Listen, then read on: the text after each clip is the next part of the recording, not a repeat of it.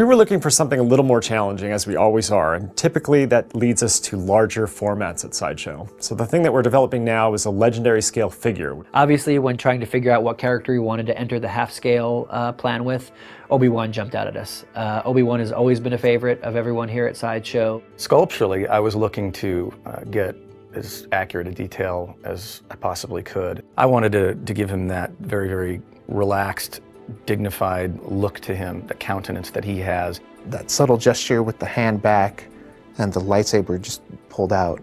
You really feel like something is about to take place. For this piece in particular, there's a lot of detail that we're trying to capture. That in this one, if you take off the robe, you see some of the patches and the sleeves that you see for maybe a second or two in the actual film, but because they're there, we really wanted to make sure that those get included.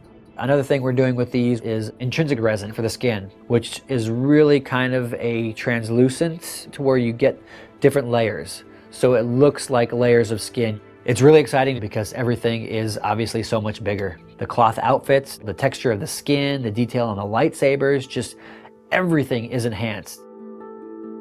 When you first see Darth Maul, he's a hooded character with his, with his outer cloak on. We love that aspect. We love it where you can have it hood up, hood down. So we want to capture both those moments, give the collector the option to display them either way. What we wanted to get with this piece was a pose that sort of suggested that moment where he was contemplating kind of his wind up to go into battle.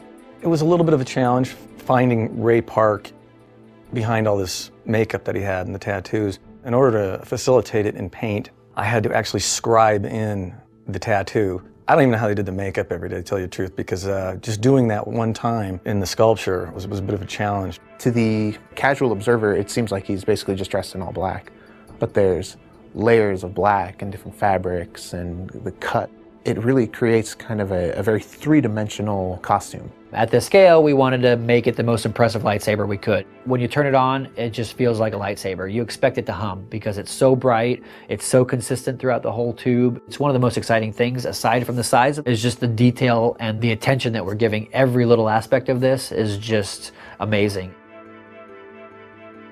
After our success with the Mark III from Iron Man that we worked on with Legacy, we decided to start approaching some of the comic characters in the same format. And one of the guys at the top of the list was Wolverine. So the interesting thing about Wolverine is we've had a long-running relationship with him and we've interpreted him in a number of different ways. We sort of decided in this particular case to go with a little bit more of a classic look, so we went with the yellow and blue uniform. And the fabric translates really well and just sells the realistic look that we're trying to capture with this line, and we're able with Wolverine to get metal claws, which is great. And with a pose like this, it gives us a chance to sort of dimensionalize the space that the character inhabits and give you something that really stands out as a striking centerpiece to a collection. With the half-scale line, we really try to nail individual key signature statements, but if you're also buying the line, they just really complement each other well without competing, and we really hope that some of the fans can appreciate.